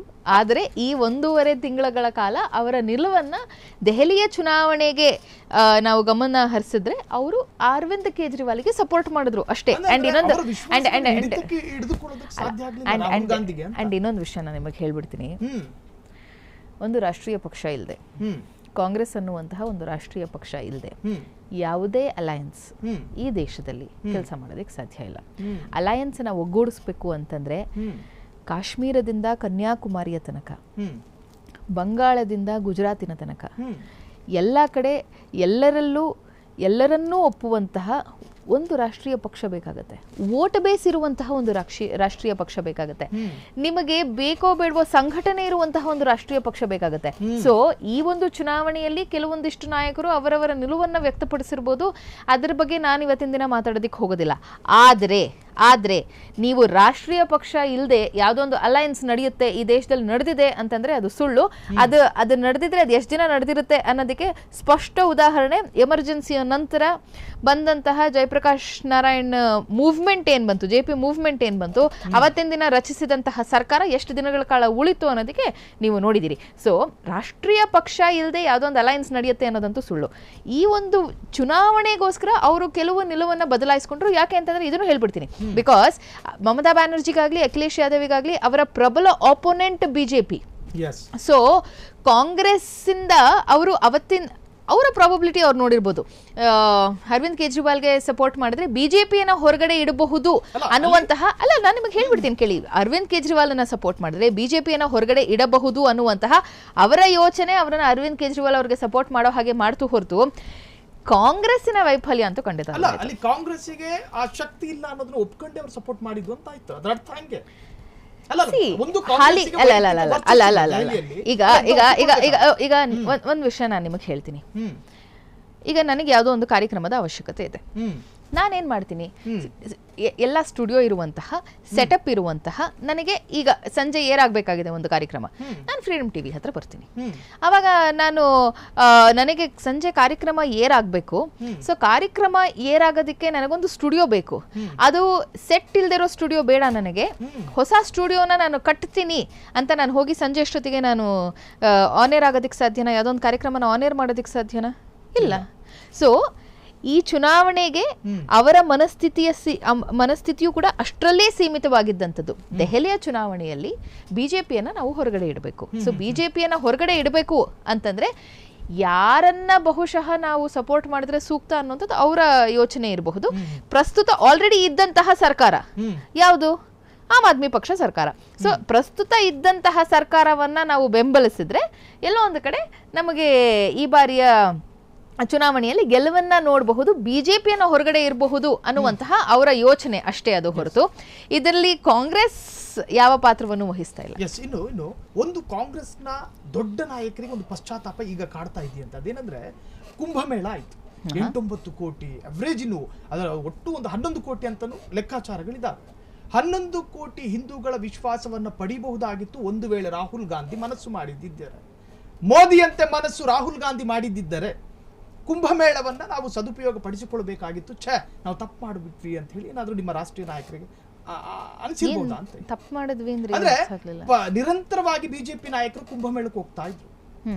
ಅವರ ಭಾಷಣದ ಮುಖಾಂತರವಾಗಿರ್ಲಿ ಅಥವಾ ಅಲ್ಲಿ ತೀರ್ಥ ಸ್ನಾನ ಮಾಡೋದ್ರ ಮುಖಾಂತರವಾಗಿ ಹಿಂದೂಗಳನ್ನ ಮನಗೆಲ್ಲುವಂತ ಪ್ರಯತ್ನಗಳು. ಇದು ಕುಂಭಮೇಳಕ್ಕೂ ಬಿಜೆಪಿಗೂ ಯಾವುದೇ ಸಂಬಂಧ ಇಲ್ಲ. ಈ ಒಂದು ಸ್ಪಷ್ಟತೆನ ನಾನು ನಿಮಗೆ ಕೊಟ್ಬಿಡ್ತೀನಿ. ಅಲ್ಲಿ ಏನು 3 ನದಿಗಳ ಸಂಗಮ ಆಗುತ್ತೆ, ಹ್ಮ್ ಗಂಗಾ, ಯಮುನಾ ಮತ್ತು ಸರಸ್ವತಿ. ಸರಸ್ವತಿ ಗುಪ್ತ ನದಿ. ಆ ನದಿಗಳು ಬಿಜೆಪಿ ಅವಧಿಯಲ್ಲಿ, ಸರ್ಕಾರದ ಅವಧಿಯಲ್ಲಿ ಬಂದು ಸಂಗಮ ಆಗುವಂಥದ್ದಂತೂ ಖಂಡಿತವಾಗ್ಲೂ ಅಲ್ಲ. ಸೊ ಅದು ಪಾರಂಪರಿಕವಾಗಿ ನಡ್ಕೊಂಡು ಬರ್ತಾ ಇರುವಂಥದ್ದು. 6 ವರ್ಷಕ್ಕೆ ಒಂದು ಸತಿ ಅರ್ಧ ಕುಂಭಮೇಳ ನಡೆಯುವಂಥದ್ದು, 12 ವರ್ಷಕ್ಕೆ ಒಂದು ಸತಿ ನಡೆಯುವಂಥದ್ದು ಮಹಾಕುಂಭಮೇಳ. ಮತ್ತೆ ಈ ಬಾರಿ ಬಂದಿರುವಂಥದ್ದು 144 ವರ್ಷ. ಯಾಕೆ ಅಂತಂದ್ರೆ ಆಸ್ಟ್ರಾಲಜಿಕಲಿ 3 ನಕ್ಷತ್ರಗಳು ಕೂಡುವಂಥದ್ದು. ಒಂದು ಜುಪಿಟರ್, ಗುರು, ಮತ್ತೊಂದು ಸ್ಯಾಟರ್ನ್, ಮತ್ತೊಂದು ಮಾರ್ಸ್, ಶನಿ ಮತ್ತು ಮಂಗಳ. ವೈಜ್ಞಾನಿಕವಾದಂತ ನಾನು ನಿಮಗೆ ಹೇಳ್ತಾ ಇರುವಂಥದ್ದು. ಸೊ ಕುಂಭಮೇಳದಲ್ಲಿ ಹೋಗಿ ನರೇಂದ್ರ ಮೋದಿಯವರು ಸ್ನಾನ ಮಾಡಿದ್ದಕ್ಕೋಸ್ಕರ ದೆಹಲಿಯ ಜನತೆ ಬಿಜೆಪಿಗೆ ವೋಟ್ ಹಾಕಿದ್ರು ಅನ್ನುವಂಥದ್ದನ್ನ ನಾನು ಖಂಡಿತವಾಗ್ಲೂ ಒಪ್ಕೊಳ್ಳೋದಿಲ್ಲ. ಕುಂಭಮೇಳ ನಮ್ಮ ದೇಶದ ಅಥವಾ ಇಡೀ ವಿಶ್ವದಲ್ಲಿ ನಡೆಯುವಂತಹ ಒಂದು ಅತಿ ದೊಡ್ಡ ಮತ್ತು ಅತಿ ಶ್ರೇಷ್ಠ ಹಾಗೂ ಎಲ್ಲರೂ ಕೂಡ ನೋಡಲೇಬೇಕಾದಂತಹ ಒಂದು ಒಂದು ಒಂದು ಜನಜಾತ್ರೆ ಅದು, ಆಯ್ತಾ. ಅಲ್ಲಿ ನಡೆಯುವಂತಹ ಅಂದ್ರೆ it is the biggest festival of civilisation. So ಅದನ್ನ ಮತ್ತು ಚುನಾವಣೆಯನ್ನ ಕಂಪೇರ್ ಮಾಡೋದ್ರಲ್ಲಿ ಯಾವುದೇ ಅರ್ಥ ಇಲ್ಲ. ಕುಂಭಮೇಳಕ್ಕೆ ನಮ್ಮ ಯಾವ ಅಸಹನೆಯೂ ಇಲ್ಲ, ನಮ್ಮ ಯಾವ ವಿರೋಧವೂ ಇಲ್ಲ. ಆದರೆ ಕುಂಭಮೇಳವನ್ನ ನೀವು ರಾಜಕೀಯಕ್ಕೋಸ್ಕರ ಬಳಸ್ಕೊಳ್ತೀರಿ ಅನ್ನೋದಾದ್ರೆ, ಹಾಗಿದ್ರೆ ನೀವು ಹಿಂದೂ ಸಮಾಜವನ್ನ, ಹಿಂದುತ್ವವನ್ನ ಕೇವಲ ನಿಮ್ಮ ರಾಜಕೀಯ ತಂತ್ರವಾಗಿ, ದಾಳವಾಗಿ ಬಳಸ್ಕೊಂಡು ನೀವು ಹಿಂದುತ್ವವನ್ನ ನಿಮಗೋಸ್ಕರ ನೀವು ಮಾರ್ಕೊಳ್ತೀರಿ ಅನ್ನೋ ಹಾಗಾಯ್ತು. ಹಾಗಿದ್ರೆ ಯಾವುದೋ ಒಂದು ರಿಲಿಜಿಯನ್ ಅನ್ನ, ಯಾವುದೋ ಒಂದು ತತ್ವವನ್ನ, ಅಥವಾ ಯಾವುದೋ ಒಂದು ಸಂಸ್ಕೃತಿಯನ್ನ ಚುನಾವಣೆಗೋಸ್ಕರ ಬಳಸಿಕೊಳ್ಳುವಂತಹ ಹಪಾಹಪಿ ಕಾಂಗ್ರೆಸ್ಸಿಗೆ ಖಂಡಿತವಾಗ್ಲೂ ಇಲ್ಲ. ಕುಂಭಮೇಳಕ್ಕೆ ಹೋಗಿ ಕಾಂಗ್ರೆಸ್ಸಿನ ನಾಯಕರು ಹೆಚ್ಚಾಗಿ ಹೋಗಿ ಅಲ್ಲಿ ಭಾಷಣ ಮಾಡಿದ ತಕ್ಷಣ ಇಲ್ಲಿ ನಮಗೆ ದೆಹಲಿಯಲ್ಲಿ ವೋಟ್ ಬಂದ್ಬಿಡುತ್ತೆ, ಅದನ್ನು ನಾನು ಖಂಡಿತ ನಂಬೋದಿಲ್ಲ. ನಾನು ಕುಂಭಮೇಳಕ್ಕೆ ಹೋಗೋದು ಅಲ್ಲಿ ಇರುವಂತಹ ಪಾವಿತ್ರತೆಗೆ. ನಾನು ಕುಂಭಮೇಳಕ್ಕೆ ಹೋಗೋದು ನನ್ನ ಎಷ್ಟೋ ಜನ್ಮಗಳ ಕರ್ಮಗಳನ್ನು ನಾನು ಕಳ್ಕೊಳ್ತೀನಿ ಅಂತ ಇರುವಂತಹ ಒಂದು ನಂಬಿಕೆಗೆ. ನಾನು ಕುಂಭಮೇಳಕ್ಕೆ ಹೋಗುವಂಥದ್ದು ಅಲ್ಲಿ ಇರುವಂತಹ ವೈಭವವನ್ನು, ಎಷ್ಟೋ ವಿವಿಧ ಇಲಾಖೆಗಳಿಂದ ಬಂದಿರುವಂತಹ, ಬೇರೆ ಬೇರೆ ಪಕ್ಕದ ದೇಶಗಳಿಂದ, ಹಿಮಾಲಯದಿಂದ ಬಂದಿರುವಂತಹ ಸಾಧು ಸಂತರನ್ನು ನೋಡೋದಕ್ಕೆ, ಮತ್ತು ಹಿಂದುತ್ವದ ಒಂದು ಅತ್ಯುನ್ನತ ಶ್ರೇಣಿಯಲ್ಲಿ ಹೇಗೆ ನಡೆಯುತ್ತೆ, ಅಷ್ಟು ಜನರನ್ನು ಒಗ್ಗೂಡಿಸುತ್ತೆ ಅನ್ನೋದನ್ನ ನೋಡೋದಕ್ಕೆ ಹೊರತು ಯಾವುದೇ ಚುನಾವಣೆಗೋಸ್ಕರ ಇಂತಹ ಸಾಂಸ್ಕೃತಿಕ ಉತ್ಸವಗಳನ್ನು ಬಳಸ್ಕೊಳ್ಳೋದ್ರಲ್ಲಿ ಕಾಂಗ್ರೆಸ್ ಈ ಹಿಂದೆಯೂ ಕೂಡ ಮುಂಚೂಣಿಯಲ್ಲಿಲ್ಲ, ಮುಂದೆಯೂ ಕೂಡ ಇರೋದಿಲ್ಲ. ಈ ಒಂದು ವಿಚಾರವನ್ನು ನಾವು ಸ್ಪಷ್ಟವಾಗಿ ನಮ್ಮ ವಿಚಾರವನ್ನು ನಾವು ಸ್ಪಷ್ಟವಾಗಿ ಇಟ್ಟಿದ್ವಿ. ಹಾಗಿದ್ರೆ ಸೊ ಪ್ರಧಾನಮಂತ್ರಿ ಮಾಡೋದಿಲ್ಲ, ಬೂಟಾಟಿಕೆ ಅಂತಾಯ್ತು. ಹಾಗಿದ್ರೆ ನೀವು ಹೇಳೋ ಪ್ರಕಾರ ಫೆಬ್ರವರಿ 5ನೇ ತಾರೀಕು ಅವ್ರು ಹೋಗಿ ಸ್ನಾನ ಮಾಡ್ತಾರೆ, ಆ ಒಂದು ತೀರ್ಥ ಸ್ನಾನ ಮಾಡ್ತಾರೆ. ಅಫ್ಕೋರ್ಸ್ ಅಷ್ಟಮಿ ತಿಥಿ ಅವತ್ತು ಗುಪ್ತ ನವರಾತ್ರಿ ನಡೀತಾ ಇದೆ. ಅದಕ್ಕೆ ಅದರದೇ ಆದಂತಹ ಸಾಕಷ್ಟು ವೈಶಿಷ್ಟ್ಯತೆ ಇದೆ ಆ ದಿನಕ್ಕೆ. ಸೊ ಅವರು ನಾನು ಅನ್ಕೊಂಡಿದ್ದು ಬಹುಶಃ ದುರ್ಗಾ ಅಂದರೆ ನವರಾತ್ರಿಯಲ್ಲಿ ನಡೆಯುವಂಥ ಎಲ್ಲ ಅಷ್ಟಮಿಯು ದುರ್ಗಾಷ್ಟಮಿಗೆ ಹೋಲಿಸುವಂಥದ್ದು. ಸೊ ದುರ್ಗೆಯನ್ನ ಆರಾಧಿಸುವಂತಹ ಅಥವಾ ಆಹ್ವಾನ ಮಾಡುವಂತಹ ಒಂದು ದೊಡ್ಡ ದಿನ, ಒಂದು ಶ್ರೇಷ್ಠ ದಿನಕ್ಕೋಸ್ಕರ ಅವ್ರು ಹೋಗಲ್ಲಿ ಸ್ನಾನ ಮಾಡಿದ್ರು ಅಂತ ನನಗೆ ಗೊತ್ತಿರಲಿಲ್ಲ. ಅವರು ದೆಹಲಿ ಚುನಾವಣೆಯ ಜನರನ್ನ ಸೆಳೆಯೋದಕ್ಕೆ ಅವ್ರು ಹೋಗಿ ಅಲ್ಲಿ ಆ ಒಂದು ತೀರ್ಥ ಸ್ನಾನ ಮಾಡಿದ್ರು ಅಂತ. ಆ ರೀತಿ ಮಾಡಿದ್ದೇ ಆದಲ್ಲಿ, ಅದು ಅವರ ಒಂದು ಮೀಡಿಯಾ ಸ್ಟ್ರಾಟಜಿ ಆಗಿದ್ದೇ ಆದಲ್ಲಿ, ಇದಕ್ಕಿಂತ ಶೋಚನೀಯ ಸಂಗತಿ ಈ ದೇಶದಲ್ಲಿ ಮತ್ತೊಂದಿರೋದಕ್ಕೆ ಸಾಧ್ಯ ಇಲ್ಲ. ಎಸ್, ಇನ್ನು ಫಲಿತಾಂಶ ಇನ್ನೂ ಕೂಡ ಅಧಿಕೃತವಾಗಿ ಬಂದಿಲ್ಲ. ಒಂದು ವೇಳೆ ದೆಹಲಿ ಎನ್ನುವಂತಹ ಪರಿಪೂರ್ಣ ರಾಜ್ಯವಲ್ಲದ ಒಂದು ಕೇಂದ್ರಾಡಳಿತ ಪ್ರದೇಶವನ್ನ ಬಿಜೆಪಿಯ ತೆಕ್ಕೆಗೆ ಬಿದ್ದಿದ್ದೇ ಆದಲ್ಲಿ ಅಲ್ಲಿ ದೆಹಲಿಗೆ ಆಗುವಂತ ಅನುಕೂಲ ಏನು ಎನ್ನುವಂತ, ಅಂದ್ರೆ ಈಗಾಗಲೇ ಶಿಕ್ಷಣ ಕ್ಷೇತ್ರದಲ್ಲಿ ಕ್ರಾಂತಿ ಸೃಷ್ಟಿ ಮಾಡಿದ್ರು ಅರವಿಂದ್ ಕೇಜ್ರಿವಾಲ್. ಇಲ್ಲಿ ಮತ್ತೆ ದೆಹಲಿಯಲ್ಲಿ ಬೇರೆ ತರಹದ ಏನಾದ್ರೂ ಬದಲಾವಣೆ ಆಗ್ಬಹುದಾ, ಅಥವಾ ಏನಾದ್ರೂ ಅನಾನುಕೂಲತೆಗಳಿದಾವ, ಅಪಾಯಗಳಿದಾವ? ಅಂದ್ರೆ ಕಾನೂನು ಸುವ್ಯವಸ್ಥೆ ಹದಗೆಟ್ಟಿದೆ ದೆಹಲಿಯಲ್ಲಿ ಎನ್ನುವಂತದ್ದು. ಕಾರಣ ಅಲ್ಲಿನ ಲಾ ಅಂಡ್ ಆರ್ಡರ್ ಕೂಡ ಅಲ್ಲಿನ ರಾಜ್ಯ ಸರ್ಕಾರದ ಅಧೀನದಲ್ಲಿ ಇರಲಿಲ್ಲ. ಸೊ ಈಗ ಡಬಲ್ ಇಂಜಿನ್ ಸರ್ಕಾರ ಬಂದ ಮೇಲೆ ಆಗುವಂತ ಅನುಕೂಲ. ಡಬಲ್ ಇಂಜಿನ್ ಸರ್ಕಾರ ಅಂತ ಬಂದು ಕರ್ನಾಟಕದಲ್ಲಿ ಮಾಡಿದಂಥ ಅನಾಹುತವನ್ನು ನಾವೆಲ್ಲರೂ ನೋಡಿದ್ದೀವಿ. ಸೊ ಅನುಕೂಲ ಆಗದೆ ಇದ್ರೂ ಪರವಾಗಿಲ್ಲ, ಅನಾಹುತ ಆಗದೆ ಇರಲಿ ಅನ್ನೋದನ್ನು ನಾನು ನಿಮ್ಮ ಮಾಧ್ಯಮದ ಮೂಲಕ ಆಶಿಸ್ತಾ ಇದ್ದೀನಿ. ಲಾ ಅಂಡ್ ಆರ್ಡರ್ ಸರಿ ಇರಲಿಲ್ಲ ಅನ್ನುವಂಥದ್ದು. ಲಾ ಆ್ಯಂಡ್ ಆರ್ಡರ್ ಸರಿ ಇರಲಿಲ್ಲ ಅನ್ನೋದಕ್ಕೆ ಮುಖ್ಯ ಕಾರಣ ಕೇಂದ್ರ ಸರ್ಕಾರವೇ ಹೊರತು ಕೇಜ್ರಿವಾಲ್ ಸರ್ಕಾರ ಅಲ್ಲ. ನೀವು 2000 ಇಸ್ವಿಯಿಂದ 2004 ತನಕ NDA ಸರ್ಕಾರ, NDA 1 ವಾಜಪೇಯಿ ಅವರ ನೇತೃತ್ವದಲ್ಲಿ ಇದ್ದಂತಹ ಸರ್ಕಾರ ಅಸ್ತಿತ್ವದಲ್ಲಿತ್ತು. ಆವಾಗ ಹೆಂಗೆ ನಾವು ಲಾ ಆ್ಯಂಡ್ ಆರ್ಡರ್ನ ಕಂಟ್ರೋಲಿಗೆ ತೆಗೆದುಕೊಂಡಿದ್ವಿ, ಆವಾಗಲೂ ಏನು ನಮ್ಮ ಹತ್ರ ಇರಲಿಲ್ಲ ಅದು. ಸೊ ಲಾ ಆ್ಯಂಡ್ ಆರ್ಡರ್ ಅನ್ನುವಂಥದ್ದು ದೆಹಲಿಯಲ್ಲಿ ಯಾವಾಗಲೂ ಕೂಡ ಅದು ಕೇಂದ್ರ ಸರ್ಕಾರದ ಕೈಯಲ್ಲೇ ಇರುತ್ತೆ. Because of it's various reasons, ರಾಷ್ಟ್ರ ರಾಜಧಾನಿ ಆಗಿರಬಹುದು, ಪೊಲೀಸ್ ಕೇಂದ್ರ ಸರ್ಕಾರದ ಕಂಟ್ರೋಲಲ್ಲಿ ಆ ಒಂದು ಕ್ಷೇತ್ರದಲ್ಲಿ ಇಲ್ಲದೆ ಹೋದರೆ ಕಷ್ಟ ಆಗುತ್ತೆ ಅನ್ನುವಂಥದ್ದು. ಸೊ ಅದಕ್ಕೆ ಅದರದ್ದೇ ಆದಂತಹ ಸಾಕಷ್ಟು ಒಳ ವಿಚಾರಗಳಿದೆ, ಆದರೆ ಆಡಳಿತಾತ್ಮಕ ವಿಚಾರಗಳಿದೆ. ಆದರೆ ನೀವು ಇವತ್ತಿನ ದಿನ ಕಾಟ ಕೊಡಲೇಬೇಕು. ಅಲ್ಲಿನ ಜನ ಏನಾದರೂ ಸಮಸ್ಯೆ ಇಲ್ಲ, ಅಲ್ಲಿನ ಜನ ಬೇಸತ್ರೂ ಸಮಸ್ಯೆ ಇಲ್ಲ, ಅಲ್ಲಿನ ಜನ ಎಷ್ಟು ಕಷ್ಟಪಟ್ಟರೂ ಸಮಸ್ಯೆ ಇಲ್ಲ. 2020 ನಾನು ದೆಹಲಿಯಲ್ಲಿದ್ದೀನಿ, ನಾನು ಇನ್ನೂ ಆಗ ಪತ್ರಿಕೋದ್ಯಮದಲ್ಲಿದ್ದೆ. ಅವತ್ತಿನ ದಿನ ಟ್ರಂಪ್ ನಮ್ಮ ದೇಶಕ್ಕೆ ಬಂದಿರ್ತಾರೆ, ಗುಜರಾತ್ನಲ್ಲಿ ಭಾಷಣವನ್ನ ಮಾಡ್ತಾ ಇರ್ತಾರೆ. ಅದಾದ ನಂತರದಲ್ಲಿ ದೆಹಲಿಗೆ ಬರ್ತಾರೆ. ಅವತ್ತಿನ ದಿನ ಮಧ್ಯಾಹ್ನ ನಾನು ಟ್ರಂಪ್ ಜೊತೆ ಒಂದು ಇಂಟ್ರಾಕ್ಷನ್ ಅಲ್ಲಿ ನಾನು ಇರ್ತೀನಿ.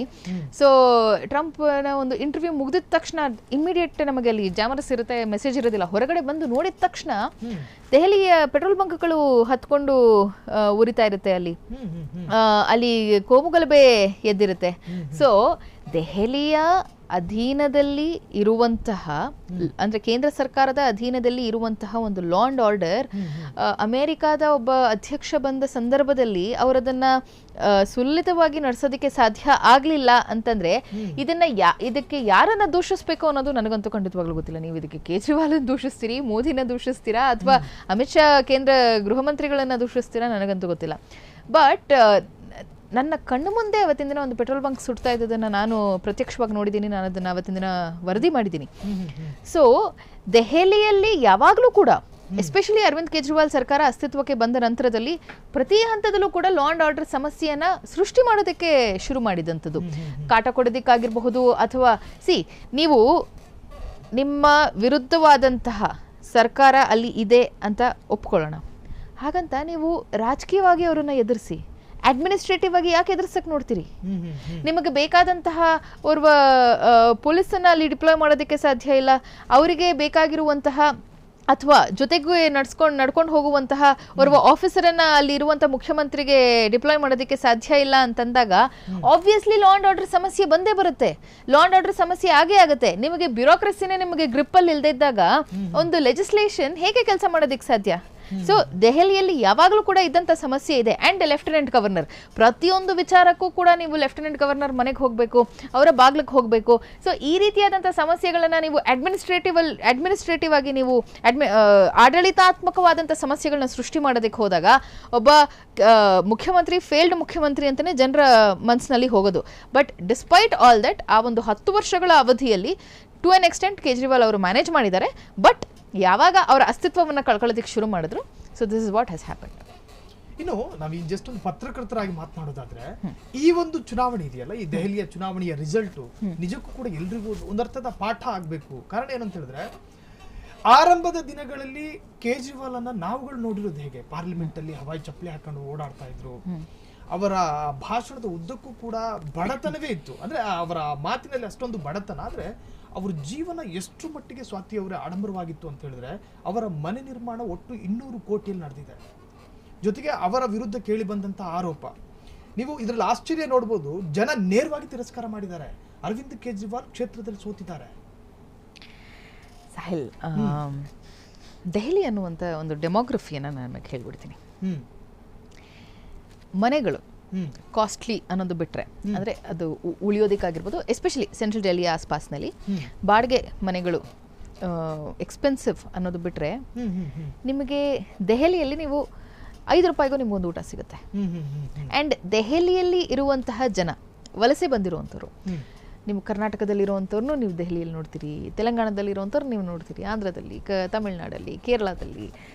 ದೇಶದ ಪ್ರತಿ ರಾಜ್ಯದಿಂದ, ಪ್ರತಿ ಪ್ರಾಂತ್ಯದಿಂದ ವಲಸೆ ಬಂದಿರುವಂತಹ ಜನರನ್ನ ನೀವು ದೆಹಲಿಯಲ್ಲಿ ನೋಡೋದಕ್ಕೆ ಸಾಧ್ಯ. ಕರ್ನಾಟಕದ ನೀವು ಬೆಂಗಳೂರಲ್ಲಿರೋ ದೆಹಲಿಯಲ್ಲಿ ಇರ್ತಾರೆ, ನೀವು ಮಂಗಳೂರಲ್ಲಿರೋ ದೆಹಲಿಯಲ್ಲಿ ಇರ್ತಾರೆ, ನೀವು ಬೀದರಲ್ಲಿರೋರು ಯಾರೊಬ್ರು ದೆಹಲಿಯಲ್ಲಿ ಇರ್ತಾರೆ.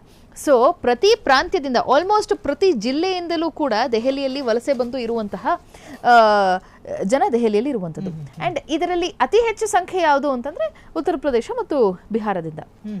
ವಾಪಸ್ ಹೋಗಿ ಅವರಿಗೆ ಅಲ್ಲಿ ಅವರ ಬದುಕನ್ನ ಕಟ್ಕೊಳ್ಳೋದಕ್ಕೆ ಸಾಧ್ಯನೇ ಇಲ್ಲದೆ ಇರುವಂತಹ ಒಂದು ಪರಿಸ್ಥಿತಿ. ನಾನು ದೆಹಲಿಯಲ್ಲಿದ್ದಾಗ ನಮ್ಮ ಮನೆಗೆ ಒಬ್ಬ ಅಡುಗೆ ಮಾಡೋದಕ್ಕೆ ಅಡುಗೆ ಮಾಡೋ ಆಂಟಿ ಬರ್ತಿದ್ರು. ಅವರು ಇಬ್ರಿಗೆ ಅಡುಗೆ ಮಾಡೋದಕ್ಕೆ ತೆಗೆದುಕೊಳ್ತಾ ಇದ್ದಂಥದ್ದು 2,500 ರೂಪಾಯಿ. ಸೊ ಕನಿಷ್ಠ ಒಂದು 4 ಗಂಟೆಗಳ ಕಾಲ ನಮ್ಮ ಮನೇಲಿ ಅವರು ತಮ್ಮ ಕಾಲವನ್ನು ಸ್ಪೆಂಡ್ ಮಾಡ್ತಿದ್ರು. ಬೆಳಗ್ಗೆ ಒಂದು 2 ಗಂಟೆ, ಸಂಜೆ ಒಂದು 1.5-2 ಗಂಟೆಗಳ ಕಾಲ ಅವರು ಮನೆಗೆ ಬಂದು ಹೋಗ್ತಾ ಇದ್ದಂಥದ್ದು. ಸೊ ಬೆಳಗ್ಗೆ 5 ಗಂಟೆಯಿಂದ ಕೆಲಸ ಶುರು ಮಾಡಿದ್ರೆ ರಾತ್ರಿ 10 ಗಂಟೆ ತನಕ ಅವ್ರು ಕೆಲಸ ಮಾಡೋದು. ಅವರಿಗೆ ಇಲ್ಲಿ ಕೆಲಸ ಮಾಡಿ ಹಣವನ್ನು ಸಂಪಾದನೆ ಮಾಡಿ ವಾಪಸ್ ತಮ್ಮ ಊರುಗಳಿಗೆ ಕಳಿಸದೆ ಹೋದರೆ, ಮನೆಗಳಿಗೆ ಕಳಿಸದೆ ಹೋದರೆ ಅಲ್ಲಿ ಅವರಿಗೆ ಜೀವನ ಕಟ್ಕೊಳ್ಳೋದಕ್ಕೆ ಸಾಧ್ಯನೇ ಇಲ್ಲ. ಸೊ ಅರವಿಂದ್ ಕೇಜ್ರಿವಾಲ್ ಟಾರ್ಗೆಟ್ ಮಾಡಿದ್ದಂಥದ್ದು ಇಂಥ ಜನರನ್ನ. ನೀವು ಮೊಹಲ್ಲಾ ಕ್ಲಿನಿಕ್ ಬಗ್ಗೆ ಮಾತಾಡೋದಾದ್ರೆ 5 ರೂಪಾಯಿಗೆ ನಿಮಗೆ ಅಲ್ಲಿ ಒಂದು ತಪಾಸಣೆ ನಡೆಯುವಂಥದ್ದು ಮತ್ತು ಫ್ರೀಯಾಗಿ ಮೆಡಿಸಿನ್ಸ್ ಕೆಲವು ಕಡೆ ಕೊಡ್ತಿದ್ರು, ಇಲ್ಲ 5 ರೂಪಾಯಿ ಅದಕ್ಕೆ ಚಾರ್ಜ್ ಮಾಡ್ತಾಯಿದ್ರು. ಸೊ ಒಂದು ಕಾರ್ಡ್ ಇಟ್ಕೊಂಡ್ರೆ. ಸೊ ಈ ರೀತಿಯಾದಂಥ ಪರ್ಸೆಪ್ಷನ್ಸ್ ಇದೆಯಲ್ಲ. ಇವತ್ತಿನ ದಿನ ನಮ್ಮ ಗೌರ್ಮೆಂಟ್ ಆಸ್ಪತ್ರೆಗೆ ಹೋದ್ರೆ ನಾವು ಫ್ರೀಯಾಗಿ ಕೊಡ್ತೀವಿ, ಆದರೆ ನಾನು ಅದನ್ನ ಇಲ್ಲ ನಿಮಗೆ 2 ರೂಪಾಯಿಗೆ ನಾನು ಚಿಕಿತ್ಸೆಯನ್ನು ಒದಗಿಸ್ತಾ ಇದ್ದೀನಿ, ನಾನು ನಿಮಗೆ 2 ರೂಪಾಯಿ ನಿಮ್ಮ ಖಾತೆಗೆ ನಾನು ಹೆಚ್ಚು ಹಣ ನಿಮ್ಮಿಂದ ನಾನು ಸಂಗ್ರಹ ಮಾಡ್ತಾ ಇದ್ದೀನಿ ಒಂದು ಕಾರ್ಡನ್ನು ಕೊಟ್ಟು, ಬಟ್ 2 ರೂಪಾಯಿಗೆ ನಾನು ಅದನ್ನು ಮಾಡ್ತಾ ಇದ್ದೀನಿ ಅಂತ ಹೇಳಿದ ತಕ್ಷಣ ಆ ಒಂದು ಮೈಂಡ್ ಸೆಟ್ ಪರ್ಸೆಪ್ಷನ್ ಇದೆಯಲ್ಲ ಬದಲಾಗ್ತಾ ಹೋಗುತ್ತೆ. ನಿಮ್ಮ ಯೋಚನಾ ಲಹರಿ ಬದಲಾಗ್ತಾ ಹೋಗುತ್ತೆ. ಅರೆ 5 ರೂಪಾಯಿಗೆ ಸಿಗುತ್ತಾ ಅನ್ನುವಂಥದ್ದು.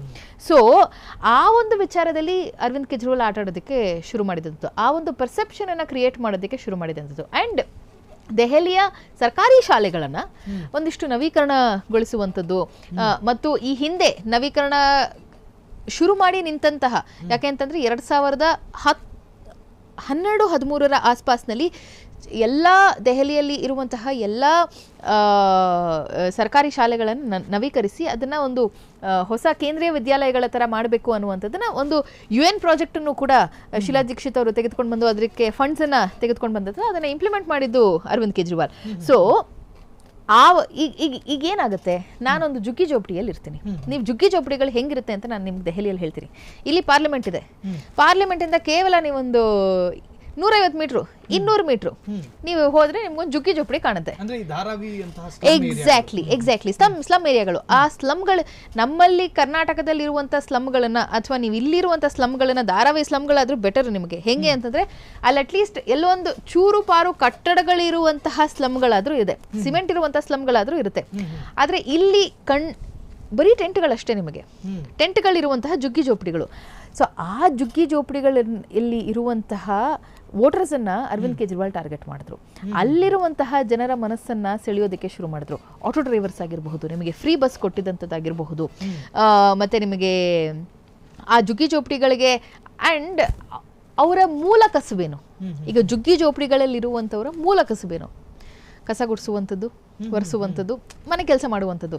ಸೊ ಪರಕೇನೆ ನನ್ನ ಸಿಂಬಲ್ ಅನ್ನುವಂತಹ ಒಂದು ವಿಚಾರವನ್ನು ಇಟ್ಕೊಂಡು ಶುರು ಮಾಡಿದ್ರು. ನಾನು ನಿಮಗಾಗಲೇ ಹೇಳಿದೆ, ಆ ಸಿಂಬಲನ್ನು ಕೊಡಬೇಕಾದ್ರೂ ಕೂಡ Arvind Kejriwal had very well thought, ನನ್ನ ಮುಂದಿನ ಚುನಾವಣೆ ದೆಹಲಿ ಅಂತಾನೆ, ನನ್ನ ಮುಂದಿನ ವೋಟರ್ಸ್ ಇವರೇ ಅಂತಾನೆ.